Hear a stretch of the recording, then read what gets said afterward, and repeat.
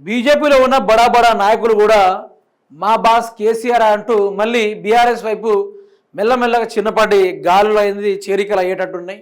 మొన్నటిదాకా ఆడూరు రమేష్ గారేమో ఈ బీజేపీ పార్టీ నేను రాజీనామా చేసేసి బీఆర్ఎస్లోకి వెళ్తున్నానని ఆయన ఆ పార్టీలో జాయిన్ కావడం జరిగింది. మళ్ళీ ఈటల రాజేందర్ కూడా యాజ్ ఇట్ ఈజ్గానే ఆయన మా బాస్ కేసీఆర్ అనడంతో ఇక బీజేపీలో సర్వాతర విమర్శలు, తెలంగాణ రాష్ట్ర రాజకీయాల్లో ఒక కొత్త మలుపు అని కూడా చెప్పుకోవచ్చు. ఏ ఈటల రాజేందర్ అయితే పార్టీని వీడి వెళ్ళిపోయాడో అదే ఈటల రాజేందర్ గారు మళ్ళీ బీఆర్ఎస్లోకి వచ్చేటట్టే ఉన్నట్టుగా ఈ వీడియో చూస్తే మనకు అర్థమయ్యేటట్టే ఉంది. ఎందుకంటే తెలంగాణ రాష్ట్రంలో బీజేపీ పార్టీకి భవిష్యత్తు లేదన్నట్టుగా మనకు అవపడతా ఉంది.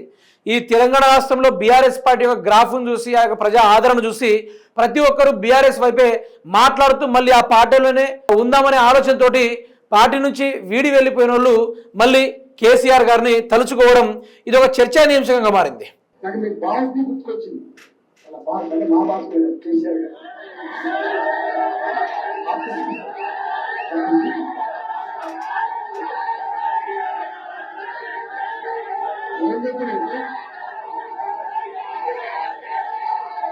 అప్పుడు మా బాస్ కేసీఆరే అని ఆయన నవ్వుకుండా మాట్లాడుతూ ఉన్నాడు.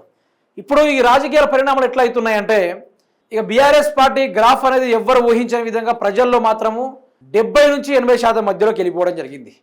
ఎట్టి పరిస్థితుల్లో ఇప్పటికిప్పుడు ఎన్నికలు పెట్టినా కూడా బీఆర్ఎస్ పార్టీ గాల్లో గెలిచే అవకాశం ఉంది.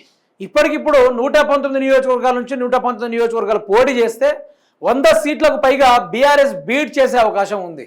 అందులోనూ ఎన్నో స్థానాల్లో రేవంత్ రెడ్డి స్థానం కూడా కొట్టుకుపోయే పరిస్థితి కూడా ఉంది.